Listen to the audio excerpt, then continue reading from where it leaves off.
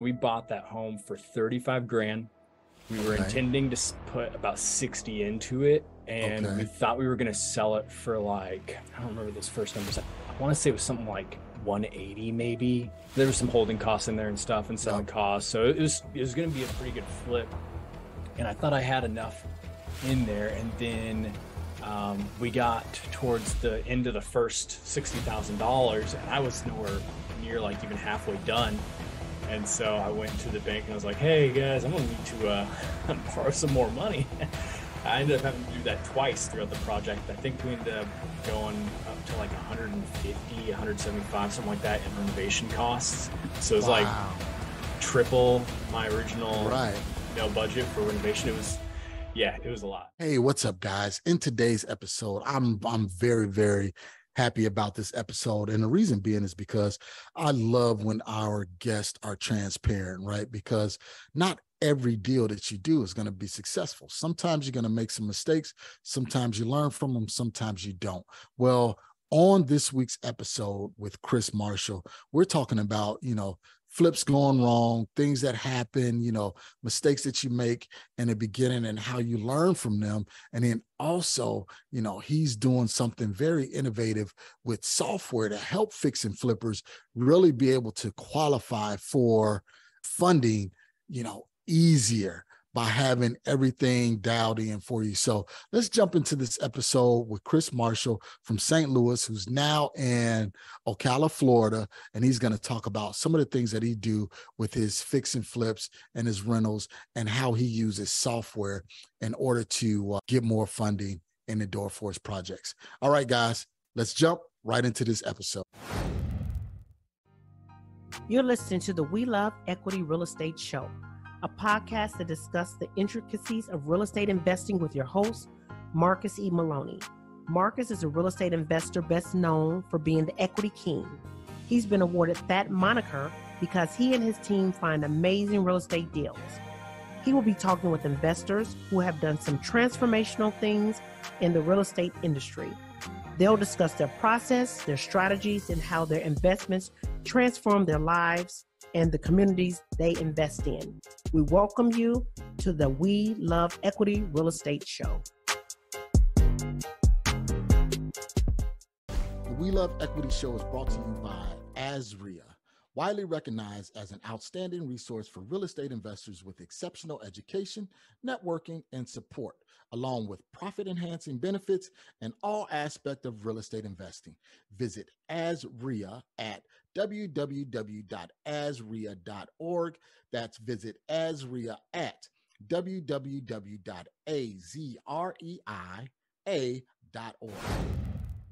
Hello, and welcome everyone to another episode of the We Love Equity Real Estate Show. I am your host, Mrcs Maloney, and today we're going to be talking about a few different things, right? We're going to start from the perspective of investing in the small to medium area, and then we're going to talk about some lending practices.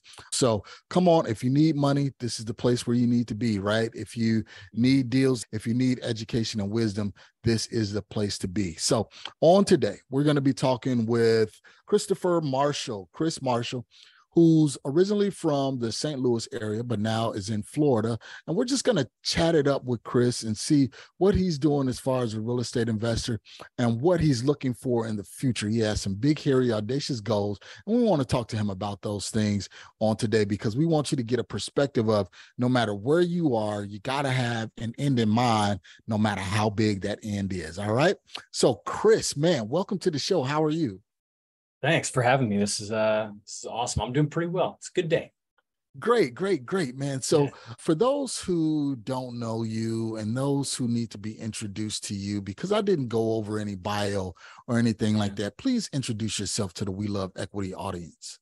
Yeah, so I'm Chris Marshall. I'm the founder of a platform called AREI. It's spelled AREII. I'm also the host of the Top Investor podcast, which our lovely host Mrcs was on not too long ago. I think that's how we got connected up. But yeah, I've been a real estate investor for a few years now and just trying to help other people get started.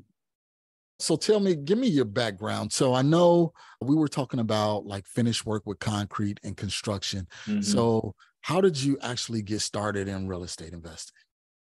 Yeah, after so that concrete experience, that was for my dad's construction company. We mostly did flat work, residential flat work. After we sold that What's company that? somewhere, Just like the slabs, the foundations or something? yeah, that's mostly like driveways, sidewalks, stuff like that. Okay. Okay. Gotcha. Yeah, non-structural concrete work, all the stuff you see that annoys you when you're walking over it or driving over it. Though, yeah, Gotcha. that sort Okay. of stuff. And then, yeah, so we sold that somewhere around 21, I think, not the year when I was about 21, about a decade ago. And Okay. then I spent like a year trying to figure out what I was going to do and jumped around a lot of different stuff. Eventually made my way into building my own general contracting company where I was doing renovations for homeowners. Shortly after starting that, by shortly, I mean like within the first 6 to 8 months, I found a flip that I wanted to do. It was a really good deal. Even though I was really bad at running the numbers on that first deal, but it was a really good Okay. deal. And yeah, that was my first experience. It was brought to me by a good friend, another contractor in our town. And So what did you miss? So you said you was really bad at running numbers because a lot of yeah, people know that, hey, real estate investing, it's not massive amounts of math. As long as you can add, subtract, divide, multiply, you're pretty good.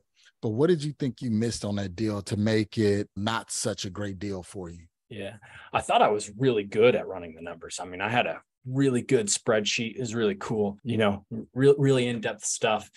But what I messed up was on the renovation cost itself. So there's just so many little expenses. This was a Victorian downtown home built in like 1890 or something like that. Okay. And there was just so many little things that I didn't think about or know I was going to get into once I start ripping everything out. We ended up ripping that place down to basically the studs throughout the entire home. We had to jack up a portion of the second floor. So we cut out part of the first Oh, floor wow. to get to underneath it, had to pour a big concrete slab, put a big old 6x6 post so we could jack up the second floor that was like cantilevered out over the staircase. And then And this is a turn of the century yeah, Victorian. yeah. So it was like a big old square 2-story looking thing. Very interesting home. And it was fun. Don't get me wrong. It was way better than working for people, but there was a lot So of sleepless nights in that one. so what was your rehab budget? What was So your anticipated rehab budget? yeah, so we bought that home for 35 grand. We were Okay. intending to put about 60 into it. And we Okay. thought we were going to sell it for like, I don't remember those first numbers. I want to say it was something like 180, maybe. There was some holding costs in there and stuff and selling Yep. costs. So it was going to be a pretty good flip. And I thought I had enough in there. And then we got towards the end of the first $60,000 and I was nowhere near like even halfway done. And so I went to the bank and I was like, hey guys, I'm going to need to borrow some more money. I ended up having to do that twice throughout the project. I think we ended up going up to like 150, 175, something like that in renovation costs. So it was like Wow.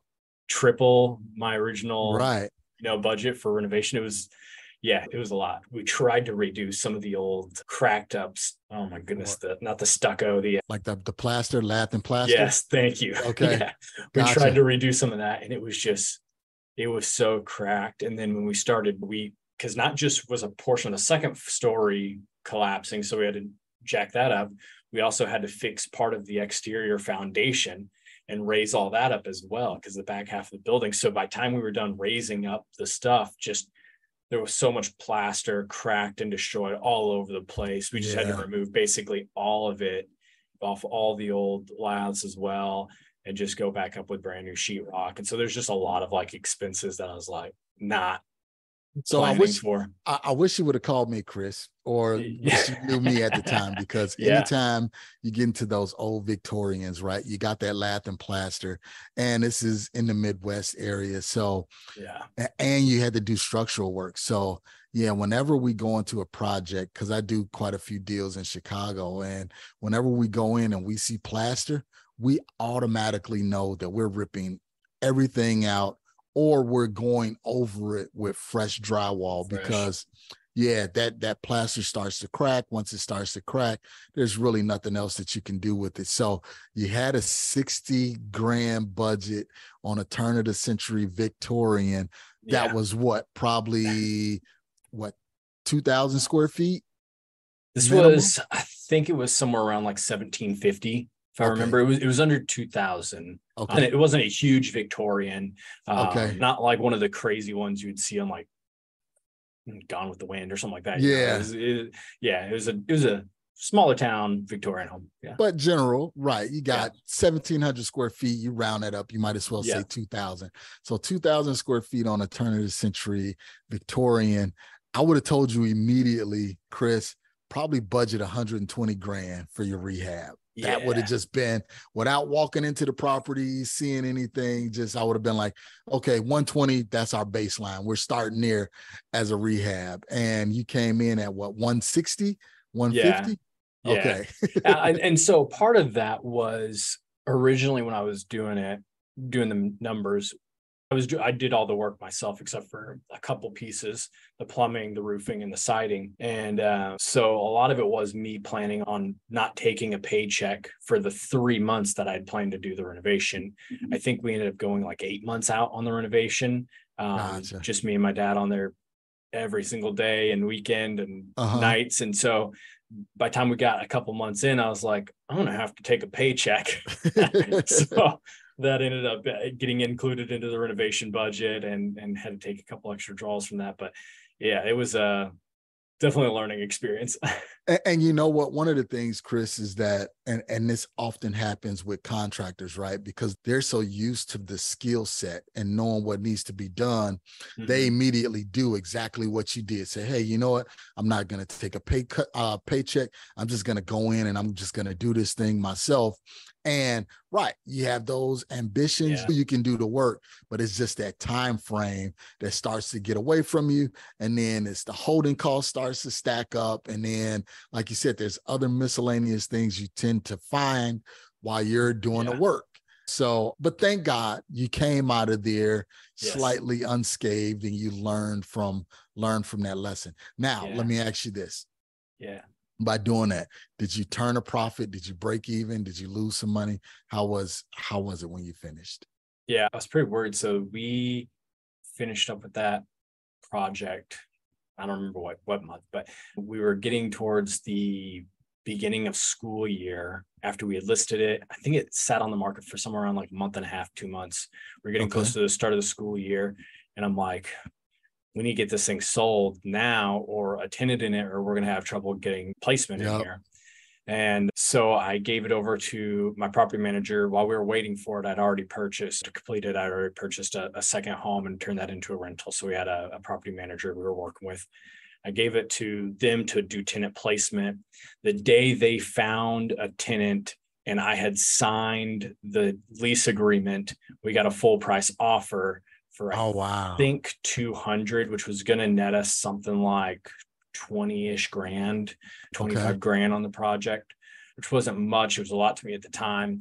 And then, and so I debated. I was like, man, do I just like not put this tenant in here? Because I know then I have to worry about tenant problems. And it wasn't really done for tenants because we did like 14-foot tall ceilings. So we had giant baseboards and nice crown mold, all the works that you'd expect in a nice Victorian home. And I'm like, this isn't really built for a tenant, but I signed the thing. So we let them stay in it. They stayed in it for almost 2 years to the day because we did a 2-year term. And then we basically were like, they were supposed to purchase it. They didn't. They vacated it.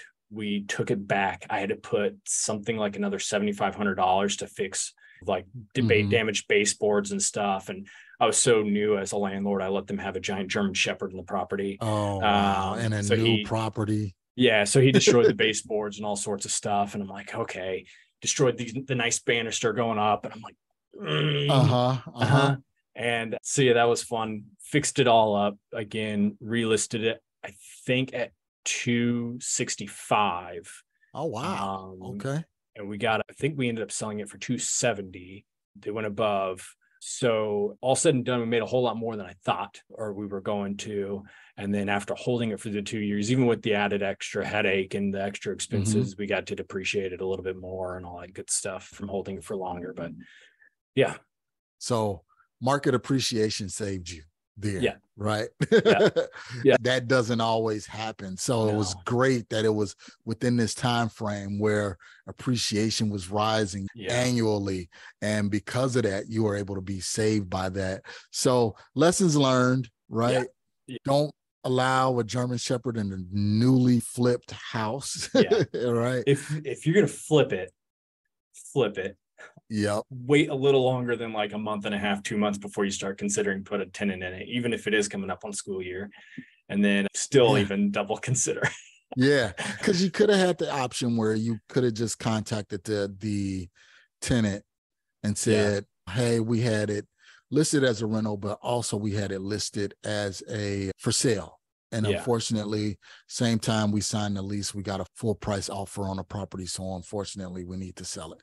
So I was trying to be a nice guy and stuff. And well, it still worked out for you, right? Yes, it still worked out for you. I can't complain too much about that one.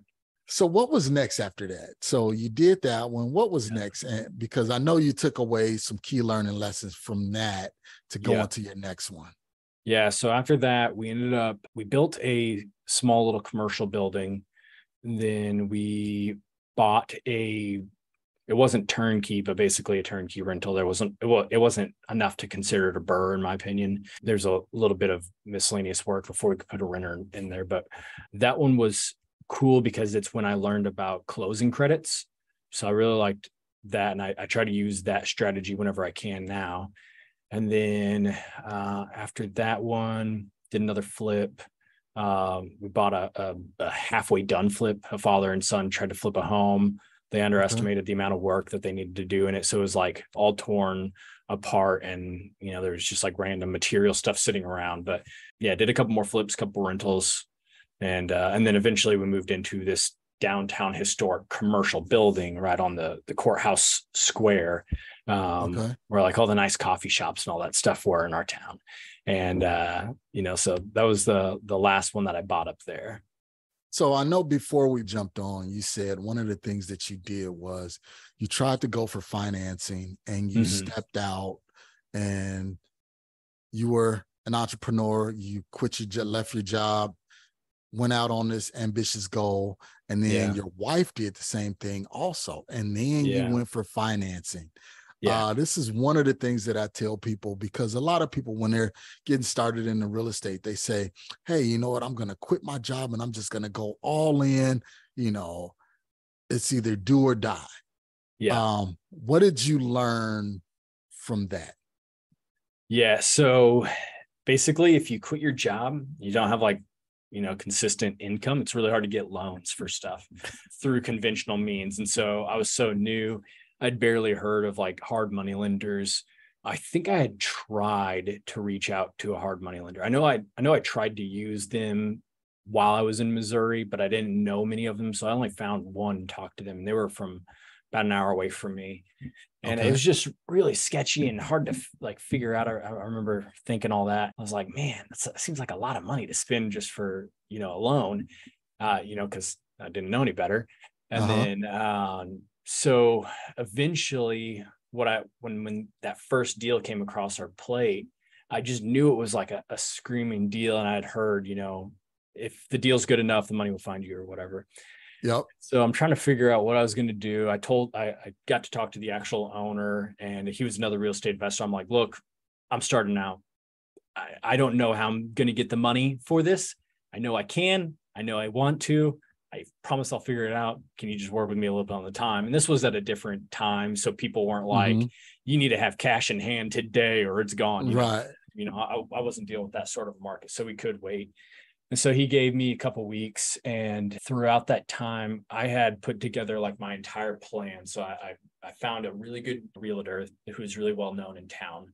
I found a general contractor who had actually told me about the deal. They did the plumbing on the deal. Okay. They were my plumbers throughout all of my stuff. And then I'd put together this really well thought out spreadsheet. It was very in depth and all this different stuff. And I put together this whole project plan about how the construction was going to go, all the timing and all that stuff, put in all these different expenses and stuff. And that I think a lot of investors know to do, at least nowadays, they know to put all this stuff in there. But I guess at that time, it wasn't really well known. I don't know. Okay. And so I took all this to a bunch of different banks. We were somewhere around 20 banks I went to in like one day trying to find a lender to lend on me on this thing. And everyone kept turning me away. And they're like, you don't have a job. We can't lend to you. You need 2 years tax returns, all this different stuff. And I'm like, I know people do this.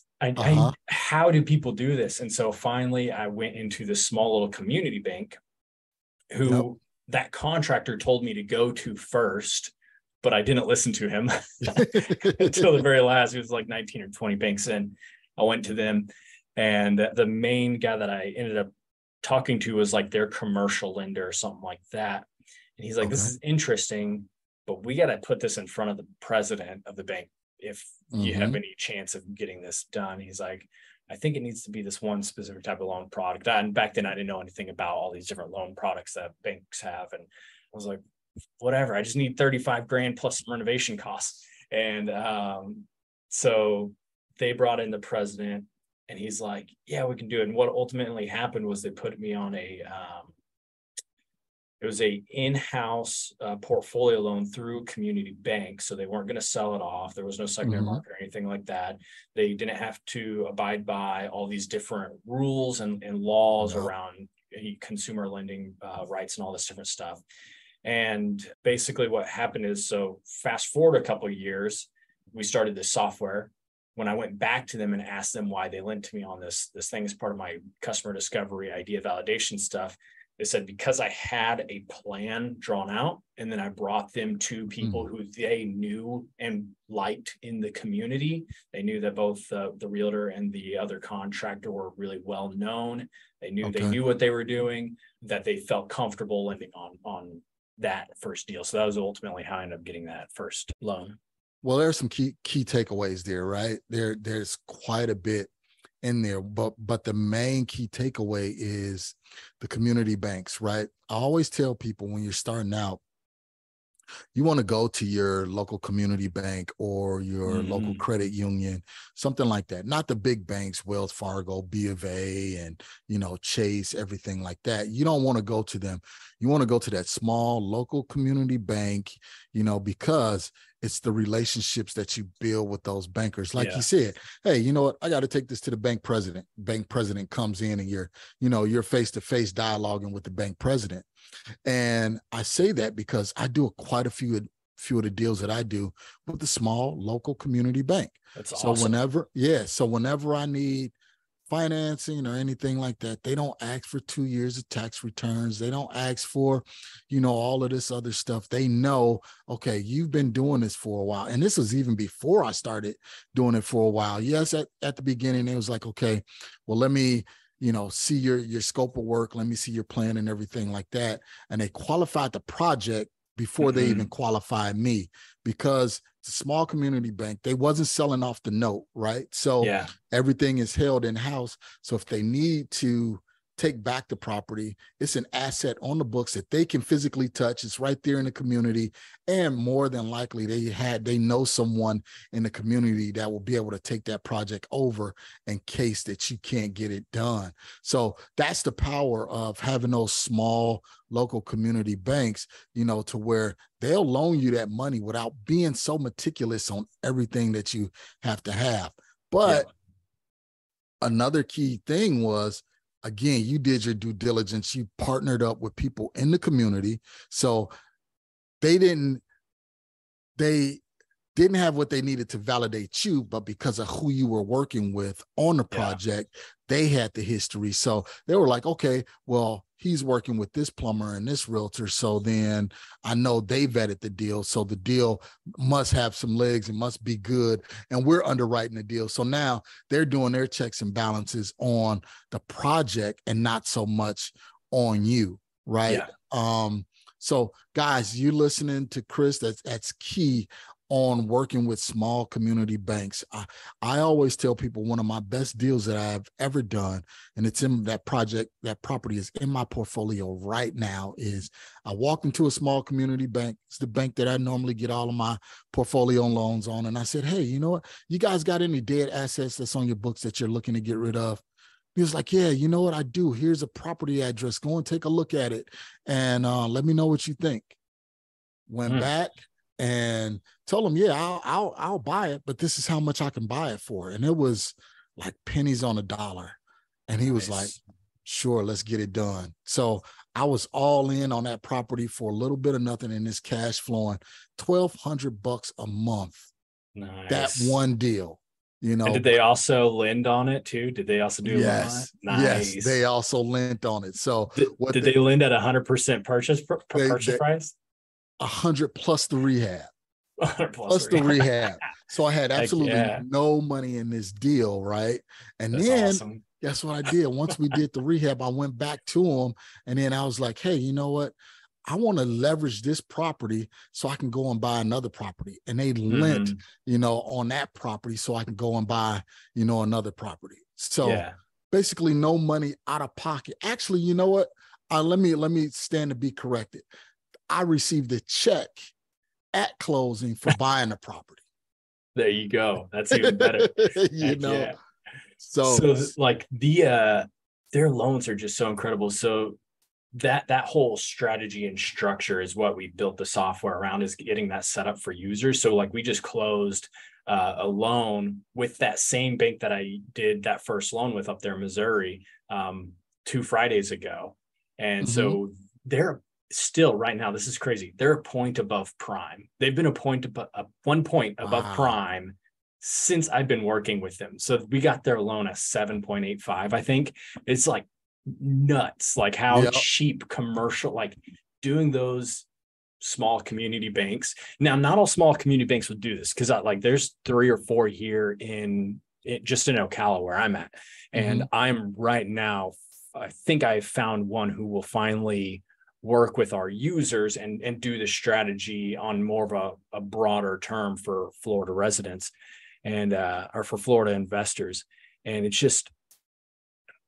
it's super powerful. I don't understand why more banks don't do it. It's well, because the community banks, they have a vested interest in the community. And those assets are generating tax bases for the community versus some of those larger banks. They just want, it's just a address on the balance sheet, and they want to know, hey, what's the P&L that's coming off of this property? When we lent on it, how much money is coming back? So that's the reason why, you know, more of the big banks don't do it. So you were talking about a software, and that software is Ari, right? So kind of explore and let us know kind of what that software is about, because it's about lending, correct? Yeah. So Ari, we act as like the operational hub for real estate investors, their business specifically. So we try to work with them on every area that they're going to need within like their business logistics. So like analyzing, bookkeeping, portfolio, pipeline management, stuff like that. We don't find leads, you know, we're not going to go out there and find potential sellers for you, but like to run your actual real estate investment business, that's what we do. And then we take all that data and we help to show why a lender should work with you. So as you're analyzing a deal, we can take all that stuff and we generate out this thing called an investor confidence score. When you go to submit a loan to one of our lenders on the platform, they look at the deal, they can see all the numbers that you've done. They can see what team members you're working with, and all their credibility, just like those 2 people that worked with me on that first deal, their credibility lent towards my credibility, and then the deal could stand on its own. So it just helps smooth the entire process out. It's kind of a software version of how I got started investing. Yeah, that's mostly what we do. Ultimately trying to just get people access to cheaper capital, make these loans safer. The other big problem that we're facing right now as in the real estate investing ecosystem is lending on investments is actually losing ground to all cash purchases. So that means if we follow the same trend, you know, it won't be long before lenders, or a lot of lenders, go out of business because there's not the demand for loans on these types of transactions. And I mean, we could talk about, is it because there's just a lot of people who have a lot of cash? Is it larger investors just rolling up their portfolios? Is it, you know, there's cheaper capital other places? I don't know. Yeah, some of the things that I'm seeing in the market, right, is when you talk about the cash sales. So right now, since inventory is low pretty much across the nation, right, they talk about, hey, there's no homes for sale, there's no home for sales, right? Because a lot of homeowners that bought in 2020, 2021, 2019, 2018, 2016, 2017. They had all mortgages below, a lot of them below 3%, but comfortably below 5%. So it's why trade out and sell my house to go into a mortgage that's going to be above 7%. The cost of capital is too high. But with the investors that bought tracts of properties, like your portfolio note holders like Blackstone and Open Door and OfferPad, when they was doing all of that, now they had all of these assets, and with there not being any inventory, now they're starting to sell these properties and they're coming into wads of cash, more cash. And this is even for like the local investor that, may have bought 3 or 4 rentals, and now they're starting to disposition those properties. And now they're sitting on $400,000, $500,000, $600,000, $700,000 worth of cash, and they need to lend that money and put that money to work or buy other properties. So that's why a lot of cash infusion is in the market, or liquidity is in the market now, because Joe Blow, Marcus Maloney, and Chris, we gotta go and get a loan, right, to purchase a property, where they're saying, hey, I got all cash, let's just go ahead and get it done. I don't have to worry about interest rates. So kind of walk me through Ari. So if I'm an investor and I'm trying to build up my investor profile, what are some of the things that I need to do to input into this software in order to make me look as handsome or as credible as possible to receive a loan? Yeah, I mean, part of it is just like, it's simple things. It's doing the analysis correctly, doing it in depth. Don't just sit there and put, like, if you're doing a flip, don't just, I call it the level 1, level 2, and level 3 renovation analyzer. So like a lot of flippers will do like a level 1 reno analyzer. They'll put 60 grand, this whole project needs 60 grand, whatever. Yep. And they're not going to break it down. Level 2 would be like, we're going to put like 5 grand into windows and like 5 grand into countertops, whatever. They're going to go through and name off a couple of different items, or maybe they'll do it by like room. And then what I call like a level 3 is like, we built it out in a way where you can go into every single room, and as you walk into a new room, you put in what exactly are you going to do to this room specifically. How many units of tile do you need for the floor? How many square footage or lineal footage of baseboard do you need? How many gallons of paint? All that sorts of stuff. And you do that for every single room. And so you build out like, not only do I have my scope of work now, I can see exactly what material we're going to be using for every single line item. And so you just build it out in a way where you get very meticulous. And all that does is just, it shows the lender, like, I've thought this through. Like, this isn't just like, some numbers thrown at a wall, give me your cash and I'll go invest it and maybe it works out. Like, this is really well thought out. And for those that are getting started, like, you need every little advantage that you can find. And so if you spend an extra hour, on the property, walking through rooms, trying to go through line by line what you intend to do, spend an hour, do the extra work. It'll save you, it'll make you dividends. Instead of paying 12% or more to a hard money lender plus some points, go to a community bank, pay 8%, and they'll give it to you as a basically a 20-year commercial loan. And it's just nuts how much cheaper you get that money if you just put a little extra work into it and make it a little bit. Yes, it's a little harder. It's not as easy and not as quick, but well worth it in my opinion. Yeah, I made the big mistake, Chris, when I got started. Was I was that guy. Okay, walk into the house. All right, this is going to be about 80 grand worth of work. Talk to my contractor. Okay, I got 80 grand for this. Go talk to a private money lender. We got 80 grand plus the acquisition. Come on, let's roll it up and let's do it.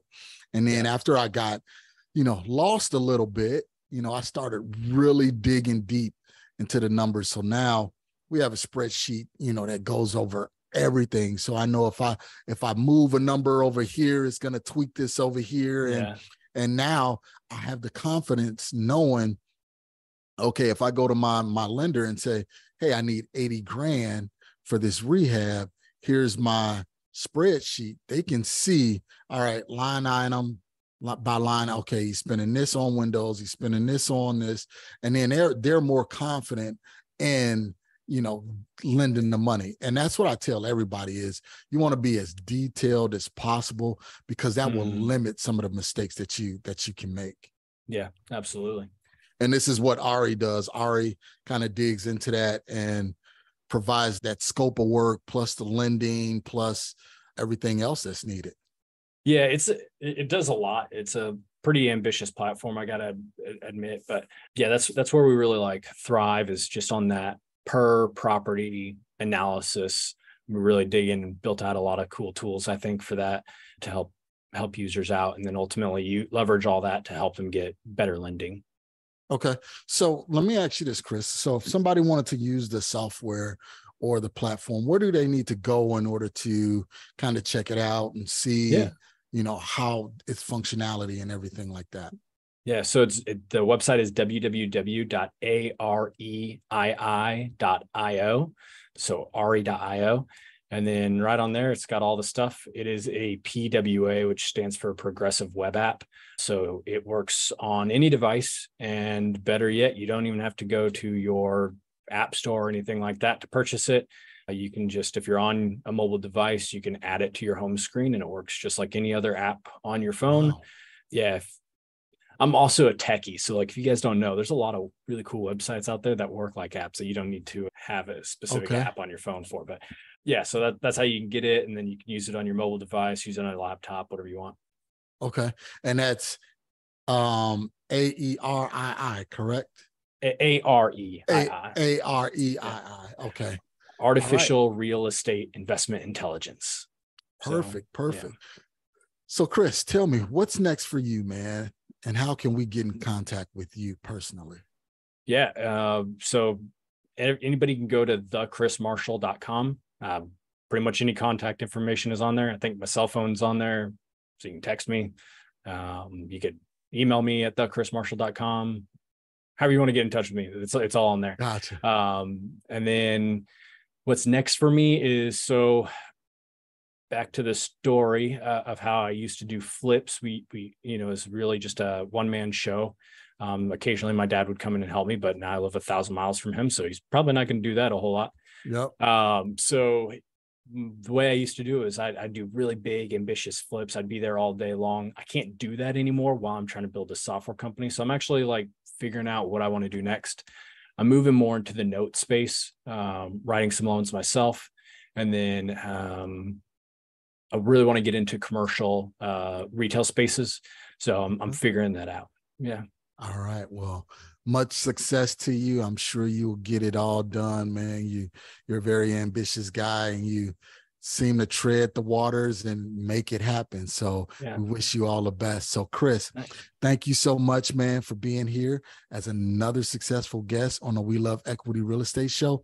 You all know what to do. Get out there and take massive action. What do I always say? I say, education without application is just information, right? So education without implementation and application is just information. Take the education, apply it so you can be successful in your real estate journey on today. It's Marcus Maloney, the Equity King, signing off. You all have a wonderful, wonderful week.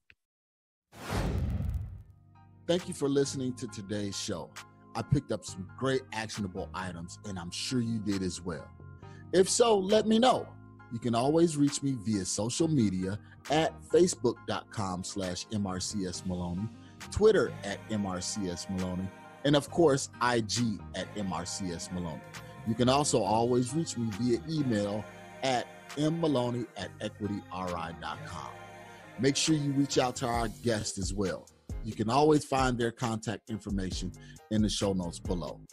If you have not subscribed already, what are you waiting for? Join the family. And while you're at it, leave us a 5-star review. This is how we tell if we're providing you with what you need for your journey. If there's someone you would like for me to interview, or if there's a subject matter you would like for me to cover, please let me know. Finally, if you're looking for additional information about real estate investing, go to equityrealestateblog.com. Also, youtube.com/Marcus Maloney. Until next time, family, always enjoy the journey.